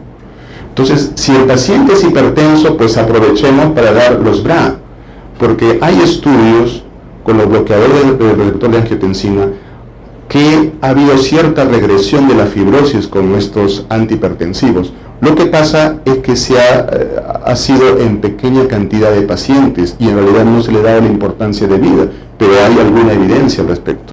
Segundo, debemos vencer la resistencia a la insulina, por lo tanto no podemos abandonar a la metformina. Y tercero, pues debemos tratar la dislipidemia, y en ese contexto las estatinas superan los fibratos. Se ha dado tratamiento con estatinas, con fibratos a los pacientes con NASH. Mejor respuesta ha habido con estatinas, no porque el colesterol sea el problema acá, sino pareciera que es por un efecto antiinflamatorio a nivel hepático. Y por último, la farmacoterapia dirigida al hígado, ya lo hemos mencionado, la piobetasona y la vitamina E por lo menos son una de las armas terapéuticas que contamos en el momento, y posteriormente habrá más novedades quizás. Ok, colegas, muchas gracias. Gracias, doctor, y gracias al doctor Elan Manrique y bueno, a la Sociedad Gastro por la invitación. Bueno, como lo dijo el doctor Pamo, ya nuestros antecedentes que han expuesto lo han dicho muy bien y excelentemente, digamos, cómo se hace el diagnóstico, el tratamiento y el manejo de la enfermedad. Pero quería agregar que, al igual que lo que nombró la doctora Milagros Dávalos, en nuestro hospital, el Hospital Arzobispo Loaiza, desde que nosotros comenzamos a trabajar en la unidad de hígado, digamos, hemos hecho un estudio epidemiológico de los pacientes con cirrosis. Y también hemos visto el gran cambio que se ha dado en cuanto a la etiología, ¿no? Entonces, el hígado graso, de pasar casi entre la quinta y sexta causa como etiología de cirrosis, hoy en día está en primer lugar también. Y estamos en 32% de pacientes con etiología, digamos, por hígado graso para cirrosis hepática. Es decir, esta problemática, esta epidemia mundial se está viendo ya en nuestro país, es un problema, digamos, bastante grande. Y por el otro lado, lo que preguntaban al principio en cuanto al tema del diagnóstico sigue siendo también un poco complicado, y bueno, la guía americana de la SLD del año 2013 lo que dice pues es que también es un conjunto de herramientas que nos van a ayudar al diagnóstico. Dentro de esto está la resonancia, pero sigue siendo cara, la espectroscopía por resonancia es el gol estándar en cuanto a imágenes para poder hacer el diagnóstico. Permite visualizar menos del 5% de infiltración grasa, porque es el problema de las esteatosis hepáticas leves. Sin embargo, no tenemos ese procedimiento. Hoy en día también la guía recomienda el dosaje de citoqueratina 18, que tampoco lo tenemos en promedio, es un método caro, y esto permitiría ver, por ejemplo, el tema de la esteatohepatitis. Porque un punto importante es cuando llega el paciente al consultorio es ¿qué cosa es este paciente? ¿Es una esteatosis o es una esteatohepatitis? Entonces, desde ahí empezamos, porque como bien lo dijo el doctor, en la evolución el paciente que llega a esteatohepatitis ya es un punto de inflexión que va a seguir hacia la fibrosis hepática y va a terminar hacia la cirrosis hepática. Entonces ahí es donde tenemos que incidir. Más allá de hacer el diagnóstico de la esteatohepatitis, digamos, en cuanto al tema de la medicación, otro problema, por ejemplo, es que todos los pacientes diabéticos o no diabéticos vienen al consultorio de la unidad de hígado tratados con vitamina E. Hace unos cuantos años se hizo un boom de la vitamina E y todos queremos dar vitamina E de 800 unidades. Pero está bien claro lo que dijo el doctor según el trabajo de Abu Sanyal del año 2012, donde comparaba la registrasona con la vitamina E, y vimos hacia abajo, no sé si llegaron a ver en la parte baja, que en cuanto a la fibrosis, no había un radio significativo y estadísticamente el P tampoco era significativo. Entonces eso deja bien claro que la vitamina E no está hecha para pacientes diabéticos. Entonces para pacientes no diabéticos, y no deberíamos darle ya más vitamina E. Y por otro lado, quizás como corolario y para ya finalizar, que quede bien claro que esta es una enfermedad que tiene que ser tratada de forma multidisciplinaria. Por un lado nosotros, en el tema de hacer el diagnóstico, en el descarte de otras hepatopatías crónicas que son prevalentes en nuestro medio, los endocrinólogos junto a nosotros pedir al paciente, y lo que decía el doctor Pamo, bajar de peso, que es un poco complicado, bajar el 10% en 6 meses, porque tampoco puede ser una cosa tan abrupta. La terapia psicológica también va a ayudar muchísimo, por el tema de que los pacientes generalmente vienen con un cuadro de ansiedad, de depresión, y entonces es un poco complicado en ese contexto, en ese paciente, digamos, poder tratar y poder despedirles que bajen de peso. Es decir, yo creo que estas reuniones son importantísimas porque sirven para conocernos, para unirnos y luchar justamente contra esta enfermedad. Yo creo que va a dar sus frutos dentro de pocos años, porque como estamos viendo ya es una enfermedad, es una epidemia, y acaba de pasar a ser la primera causa de cirrosis en el Perú, como bien lo confirma la doctora Ábalos en el Hospital Real y también nosotros en el Hospital Torres. Gracias. Muchas gracias, doctor Garavito. No sé si alguien que no tenga la boca llena podría hacer esta pregunta. Yo quería Sí, hacer doctor Zapata. Yo quería hacer algunas preguntas y a la vez algún comentario. La gamma-glutamina transeptidasa es una prueba muy importante porque nos va a permitir saber si ese paciente tiene una gran incidencia hacia lo que puede ser una enfermedad cardiovascular. ¿No? Es un concepto que está y quería ver si lo comentan. La segunda es el ezetimibe.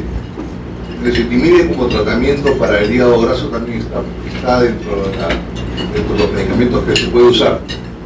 Quería un comentario de esto, de uno de los dos ponentes. De hecho, a veces solamente encontrar gamma-glutamina transeptidasa elevada no nos debería llevar a pensar que hay necesariamente patología hepática. En un paciente que tome diversos tipos de medicación puede elevar solamente la gamma-glutamina. Entonces, en ese contexto, primero tenemos que evaluar si el paciente está recibiendo alguna medicación y consumo de alcohol también es la única razón para poder darle valor en el contexto que habla el doctor.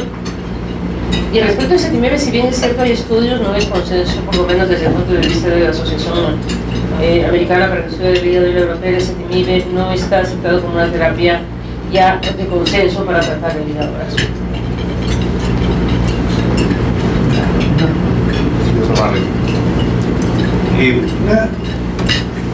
Hay exámenes como el FibroTest, que uno lo ve, utilidad, ventajas, desventajas, costeo, porque muchas veces yo veo pacientes que pues, no pueden comprar un medicamento y son sometidos a este tipo de test. Entonces, verdaderamente uno lo ve como una utilidad para hacer un pronóstico, o en qué casos yo debo indicar o debo interpretar verdaderamente este tipo de exámenes. Bueno, de hecho, una de las preguntas que se hace digamos, el hepatólogo cuando llega el paciente con ya el diagnóstico de hígado graso es ¿en qué estadio está? ¿No? ¿Es una esteatohepatitis simple o ya tiene un cierto grado de fibrosis? Y como lo acaba de decir la doctora, pues es un factor predictor, ¿no? El tema de la fibrosis, cómo va a evolucionar el paciente, porque de hecho cuando ya tiene fibrosis, el camino hacia la cirrosis está bastante corto, ¿no? Entonces eso es importante para poder frenar. Entonces nosotros tenemos que saber si el paciente tiene fibrosis o sí o sí. Entonces los laboratorios habituales, el perfil hepático, la gamma-glutamina que nombraba el doctor, y etcétera, todo lo que hay, lamentablemente no son predictores de fibrosis, por eso están los scores. ¿Sí? Los scores sirven para ver fibrosis, pero sin embargo son buenos más para ver fibrosis, digamos, significativa o fibrosis avanzada, ¿no? En estadios intermedios son un poco complicados para poderlos predecir. De hecho tenemos estos scores y también tenemos otros métodos, ¿no? Entonces, inclusive ya las guías, algunas guías, las españolas por ejemplo, están tomando en cuenta el tema del FibroScan, que es un método como ecográfico, que lo que va a medir es la elasticidad hepática, ¿sí? Es un método no invasivo. Y tenemos, esto es una noticia porque recién me acabo de enterar, el Hospital Loaiza está trayendo ya el FibroScan, probablemente en 45 días lo tengamos, es el 502, que viene de la matriz que viene en Francia, y lo bueno es que el tema del Fibrocan, la pregunta era, ¿solamente me sirve para fibrosis o tiene algo más que me va a añadir para el hígado graso?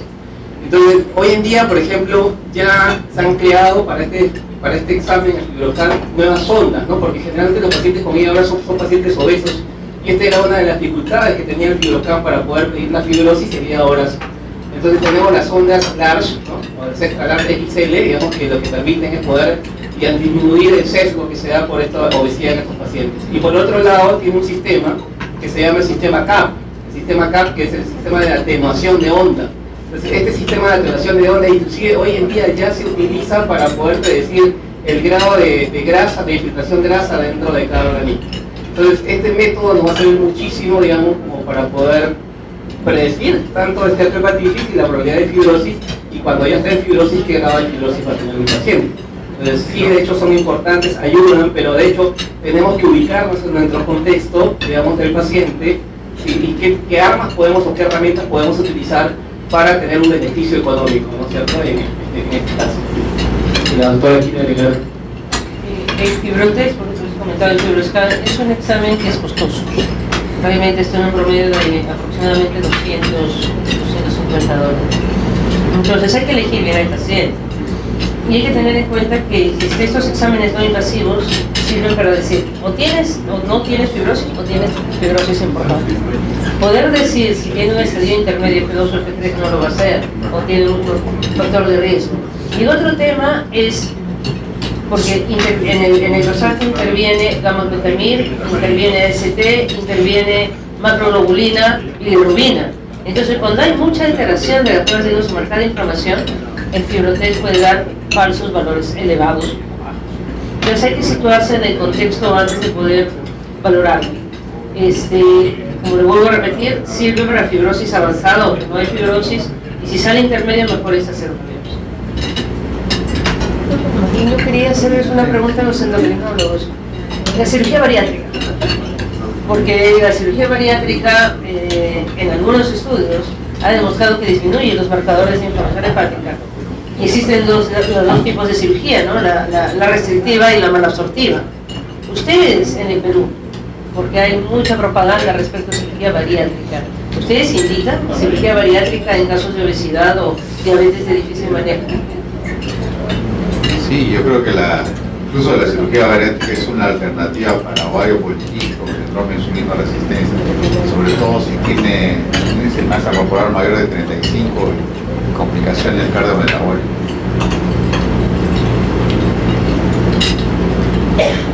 Y si hubiera una otra pregunta, quiero agradecer en nombre de la Sociedad Peruana de Endocrinología a la doctora Dávalos, al doctor Jesús Roca, al doctor Garavito y al doctor Vamos por su participación en esta unión científica, y devolverle la palabra al doctor Elan Manrique. Bueno, yo solamente agradecerle a Alessandra Luque. Llegó Alessandra Luque. Tiene los certificados DINA, por favor. La DINA. Bueno, yo solamente dar un pequeño comentario. Yo siempre, cuando vimos tanta diabetes, pues formamos programas de diabetes. Cuando van a ver tanto hígado graso, ustedes van a comentar también, o sea, dar consejería para hígado graso. Y todo parte de algo a nivel primario, o sea, a nivel primario parte que, oye, tiene hígado graso, vaya al endocrinólogo. Entonces, ese círculo vicioso se va a volver a repetir. Y la condición parte de que, por ejemplo, nosotros para hacer programas educativos necesitamos educadoras y personas de nivel primario. Y a nivel de, probablemente de hígado graso también se va a hacer lo mismo, porque la obesidad es una situación, pues, de nivel primario, al final. Pero hay una condición que, si era solamente así, justamente los delgados con hígado graso, porque es una condición que todos ven al obeso, pero ustedes saben que la cintura abdominal, pues verdaderamente no necesitamos tener IMCs de 30 para tener hígado graso. Y nosotros como un fenotipo, si vemos y observamos, pues no somos del punto de vista fenotipo de raza blanca, sino somos fenotipos que un IMC de 25, 26, 27 encuentran hígado graso. Entonces, nosotros los endocrinologos valoramos mucho la cintura, el medir la cintura para valorar obesidad visceral. Entonces, ¿los gastroenterólogos están acostumbrados a medir cintura? Yo creo que es una condición clínica, ¿no? O sea, si nosotros queremos evaluar obesidad visceral y queremos medir hígado graso, pues los gastroenterólogos también podrían empezar a medir cintura, ¿no? Y valorar pues realmente la relación cintura y poner una de estas condiciones. Un comentario con respecto a eso para terminar.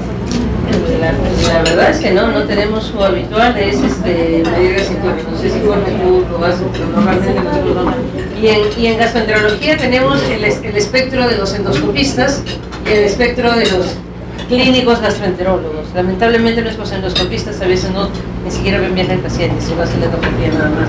Creo que tenemos que también, doctor, en estos contextos, implementar y mejorar la educación médica en general, desde el pregrado, ¿no? Desde el pregrado, de tener una actitud preventiva, ¿no? De tomar en cuenta estos elementos de prevención en la atención primaria, ¿no? El tema de detectar, por ejemplo, el sobrepeso, el tema de educar en la parte de atención primaria y mejorar la educación de los médicos residentes en general. Sí, claro, como dice la doctora Ábalos, también en nuestro hospital poco se hace, digamos, el tema de la medición del perímetro abdominal. Lo que sí, definitivamente, vemos endoscópicamente la distribución de la grasa, ¿no? Si es una grasa, digamos, tipo de distribución de manzana o tipo de distribución en pera con digamos, obesidad centrípeta, digamos, podemos, digamos, inferir, digamos, que puede ser este paciente que tenga más probabilidad de tener hígado graso, enfermedades cardiovasculares, como se ha demostrado. Pero más allá de eso, con la otra pregunta, los pacientes jóvenes delgados, que puedan tener, digamos, hígado graso, también es importante que, por ejemplo, hoy con el advenimiento de las enfermedades virales, sobre todo el tema de la hepatitis C, cuando encontramos a una persona joven, y eso sí ya es consenso, al menos en nuestro servicio, todo paciente joven, delgado, que tenga hígado graso, tenemos la obligación de pedirle marcadores serológicos para el virus de hepatitis C y el virus de hepatitis B, porque, digamos, es probablemente que estén asociados, ¿no? En este caso. Así se da.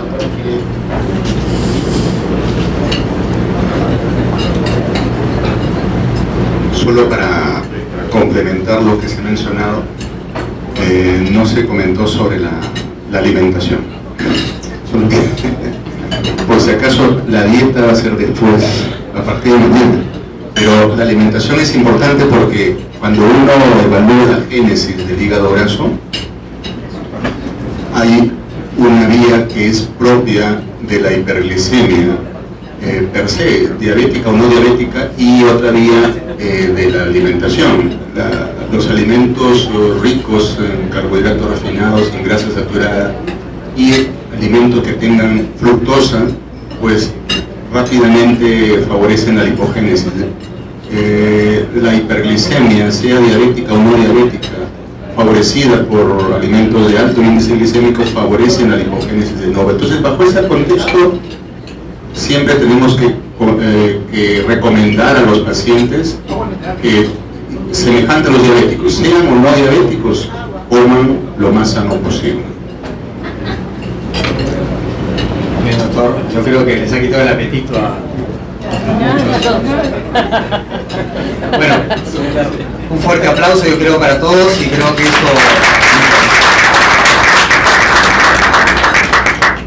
Bueno, tengo el gusto de incorporar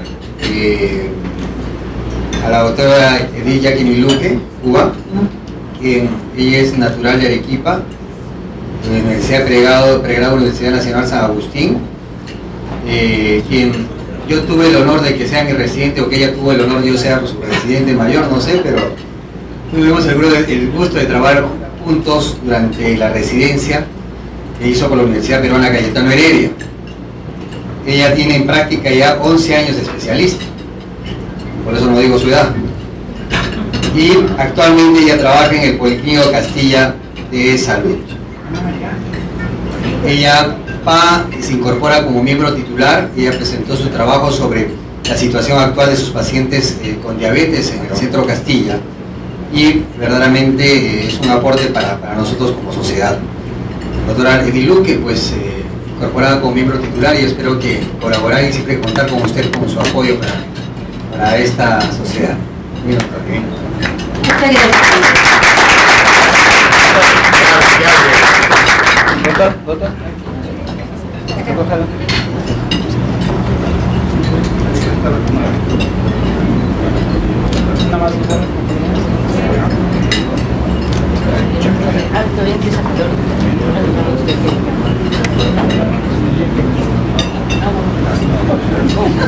A continuación, el doctor Dante Gamarra, una incorporación de un miembro asociado más.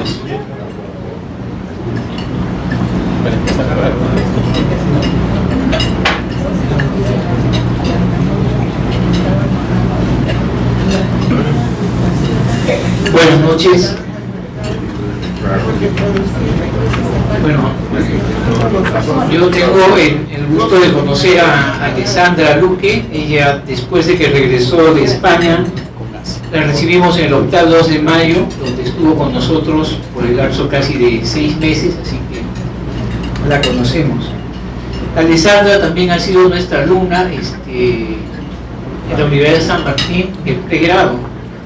Ella, junto con la doctora Manrique y las colegas que están viniendo de España, si ustedes se percatan, en el registro de especialidades del Colegio Médico, son las únicas que tienen especialidad en endocrinología y nutrición.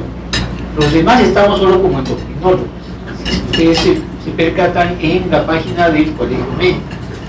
Entonces, ella es natural de Lima y ha hecho la especialidad en el Complejo Hospitalario de Toledo, y también fuera de los trabajos en las clínicas, como les mencionaba, ella tiene varias publicaciones en algunos congresos en ovario poliquístico ahí en España, y también en lo que es diabetes gestacional. Entonces voy a invitar a Alessandra Luque Pasos para que se apersone y tener el gusto de incorporarla como miembro asociado de la Sociedad Peruana de Endocrinología.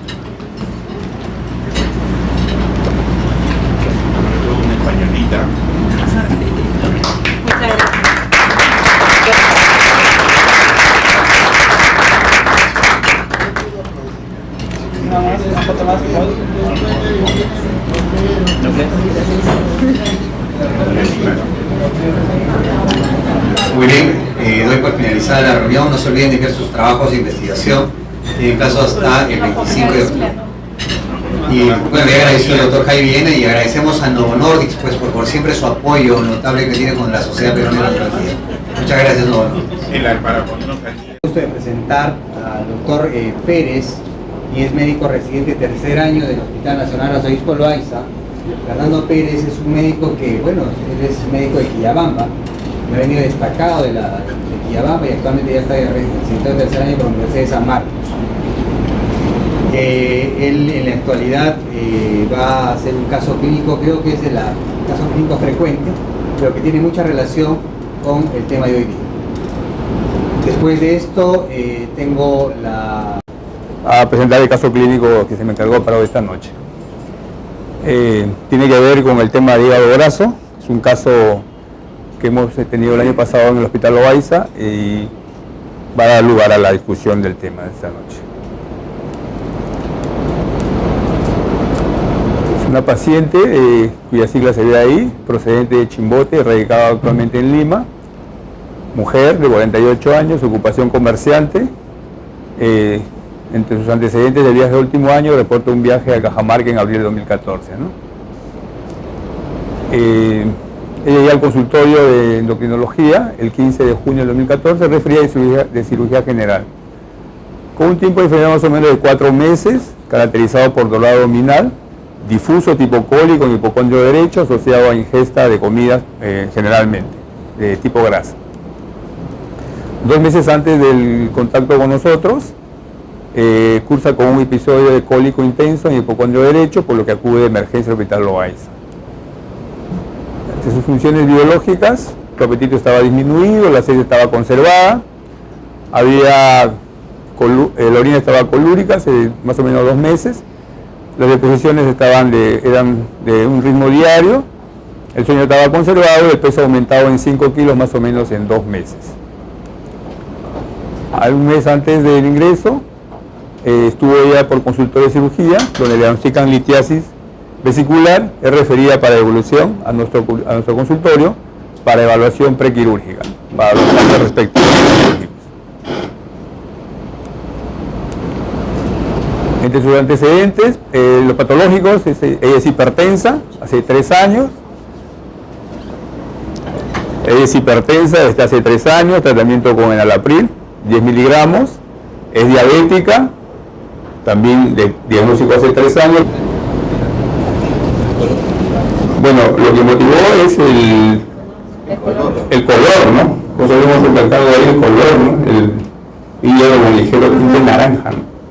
Que no es característico, ¿ves? Entonces se vio por conveniente ya en el intraoperatorio biopsiar ese hígado para ver a qué es esa característica y se confirmó que era una estatosis hepática.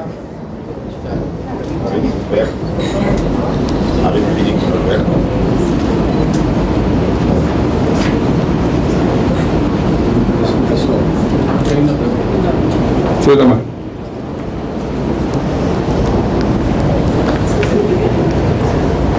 Bueno, en realidad este es un tema que vemos frecuentemente en consulta, ¿no? Yo lo que le quería preguntar básicamente es al especialista, al gastroenterólogo, ¿no? Porque nosotros cuando vemos un paciente viene y nos informan con hígado graso en la ecografía, tiene las transaminasas un poco elevadas, pero nosotros, o sea, a veces pensamos, ¿y esto será por una infección viral? ¿No será esta por alguna otra causa?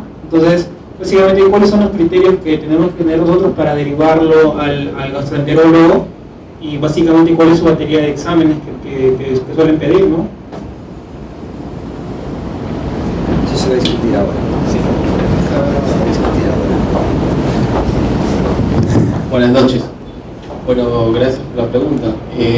Bueno, en realidad, como ustedes saben, pues en el tema del hígado graso no alcohólico hay factores asociados, factores primarios y factores secundarios.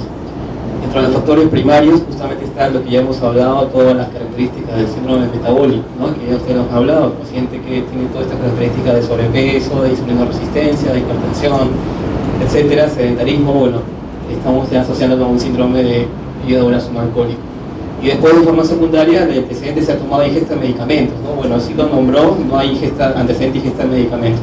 Pero más allá de ¿cómo se llama?, de tener todo este enfoque en el cuadro clínico del paciente, sí es verdad, nosotros tenemos que descartar, digamos, que no haya otras hepatopatías o otras etiologías que puedan producir hepatopatía crónica, y dentro de ellos en el estadio de hígado graso, como por ejemplo las enfermedades virales, las enfermedades autoinmunes, las enfermedades por depósito, las enfermedades metabólicas como la deficiencia de alfa-1-antitrypsina. Por eso que todo paciente que está en el estudio de un hígado graso es obligatorio descartar que no tenga virus.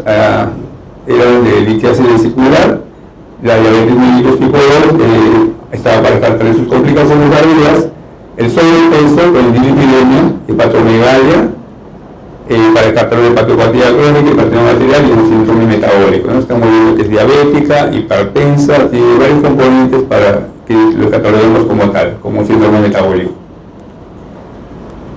Los exámenes auxiliares, el hemograma, no había... Lo que está llamando la atención aquí será la prolongación del tiempo del TTT, probablemente por hepatopatía de fondo, ¿no? Lo demás no tiene mayores alteraciones. La TSH estaba normal, tiene una glucosilada de 8.3 y una glucosa de 155. Las transaminasas están ligeramente incrementadas. Orina, glucosa positivo, proteína positivo y no había infecciones en esto.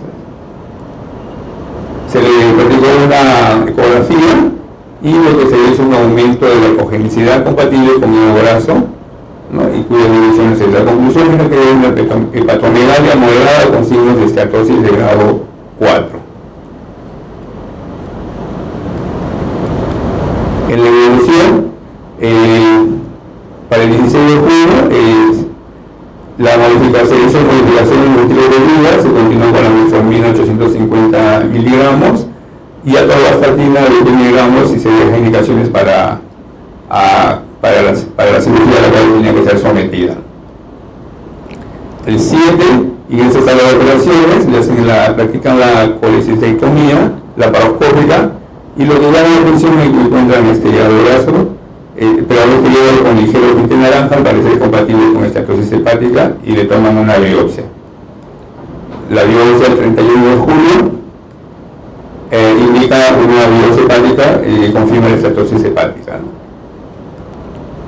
Ahí está la histopatología, la histología, y confirma esteatosis hepática macrovesicular con el componente fibrótico. Y se encuentra este artículo una revisión que tiene que ver con el hígado graso no alcohólico, con esteatosis y síndrome metabólico, tratamiento con metformina 850 miligramos con el almuerzo y la cena. Es el tratamiento regular y tuvo un último control 6 meses antes del contacto con nosotros. Estuvo hospitalizada 2 meses antes en emergencia, en observación, justamente por un cuadro doloroso abdominal. Entre los antecedentes familiares refiere madre y hermana con diabetes mellitus, ¿no? Entre los personales, cirugías previas no tenía, tampoco habla de parasitosis, ni accidentes, transfusiones. Refiere a alergia a sulfas, entre los hábitos nocivos, consumo de alcohol, pero de tipo bebedor social, niega consumo de tabaco. Y medicina de uso frecuente, cuidan básicamente por el dolor abdominal que observaba cada vez que tenía los cólicos abdominales. De los ginecológicos, 4 gestaciones, 3 partos, 3 niños vivos y un fallecido, ¿no? Antecedentes de macrosomía fetal en el segundo y tercer producto de la gestación. La fecha última regla el 24 de abril del 2014.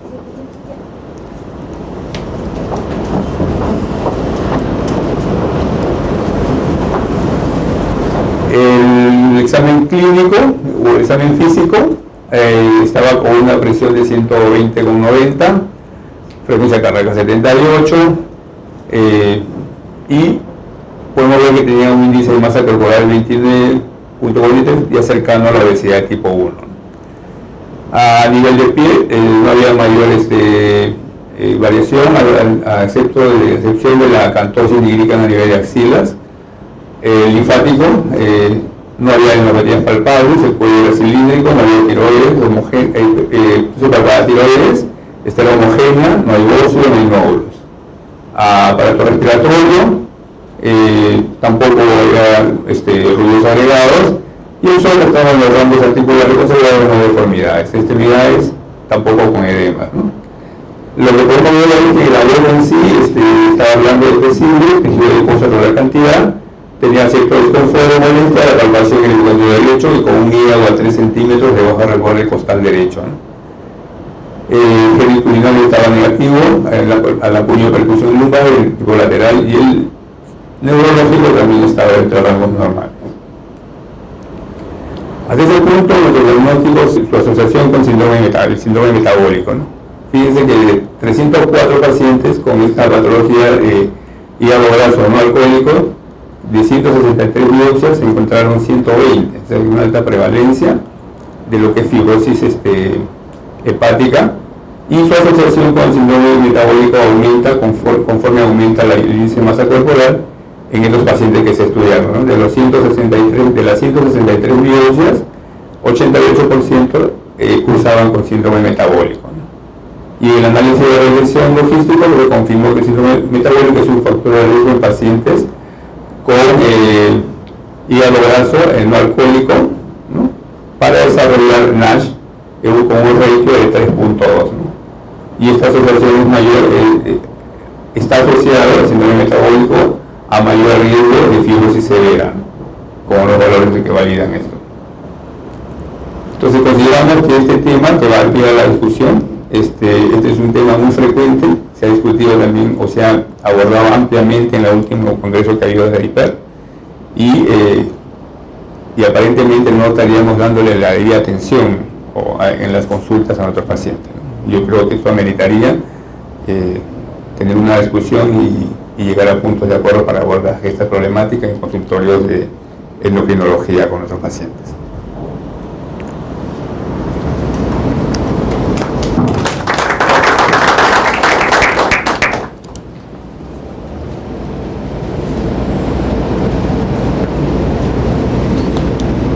¿Alguna pregunta? Si tuviesen ¿Alguna pregunta?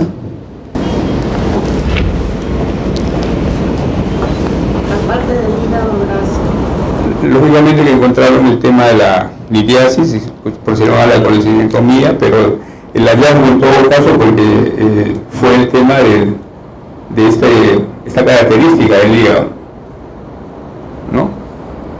Que finalmente por biopsia, se tomó una biopsia de este hallazgo, confirmó la esteatosis hepática, ¿no? Siendo el motivo del ingreso una litiasis vesicular.